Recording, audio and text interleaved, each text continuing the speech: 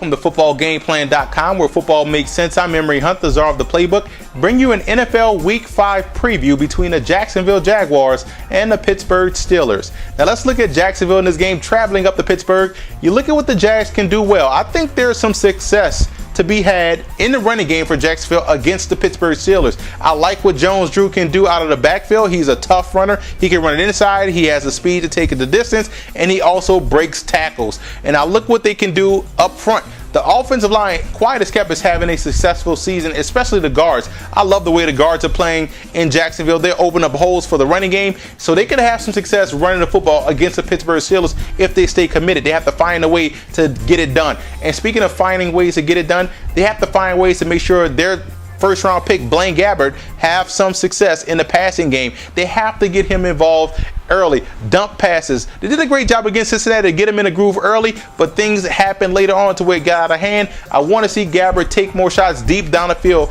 more decisive and accurate throws. I know he struggles with the deep ball. That was a knock on him coming out of college, but he has to build up to taking shots deep down the field. But in the meantime, work the short passing game, because that's probably all he's going to have with the pressure of the Pittsburgh Steelers. And defensively, playing great. You know, they're playing outstanding. I like the way Jacksonville defense is playing. The key, however, is getting Pittsburgh off the field. That's the biggest thing. If they can get the Pittsburgh Steelers off the field, i.e. wrapping up Ben Roethlisberger when he abandons the pocket or he extends plays with his mobility, they can have some success in moving the football, but they have to get Pittsburgh off the field, and that is a huge challenge for the Jaguars. Now, you look at the Pittsburgh Steelers coming to this matchup. The vertical game can be successful this week. The Jags are struggling at the safety position, so they could win some matchups down the field vertically with those wide receivers, and they do have the speed to take it all the way down the field and open up coverage. And you want to work the flats as well. Get to the flats, not down the middle, because the middle of the field, those linebackers excel in coverage, but you want to get the ball out quickly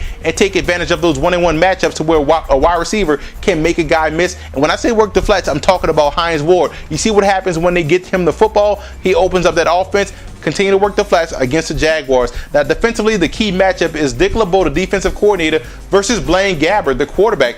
LeBeau facing a rookie quarterback is like me facing an ant on the goal line. I'm going to run over the ant because I'm a big guy myself. But you look at what the Jags have to do. They have to find a way to make sure Gabbert has some success. But you look at what they're going to do defensively, the Steelers, they're going to make it tough for Gabbert, and that's something that they're going to have to deal with all day, will the Jacksonville Jaguars.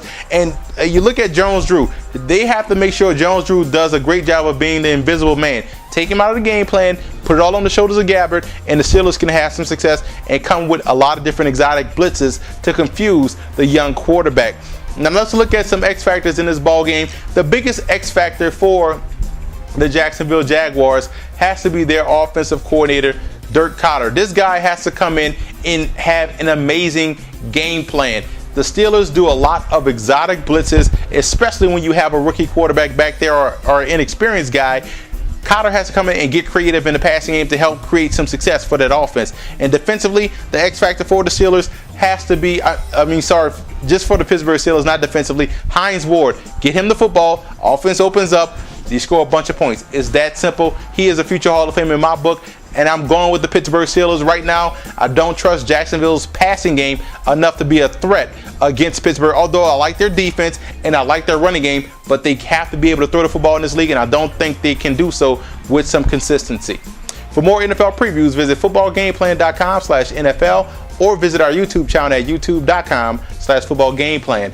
And listen to the Football Game Plan radio show, which airs Saturdays, 11 a.m. Eastern Time at blogtalkradio.com/footballgameplan.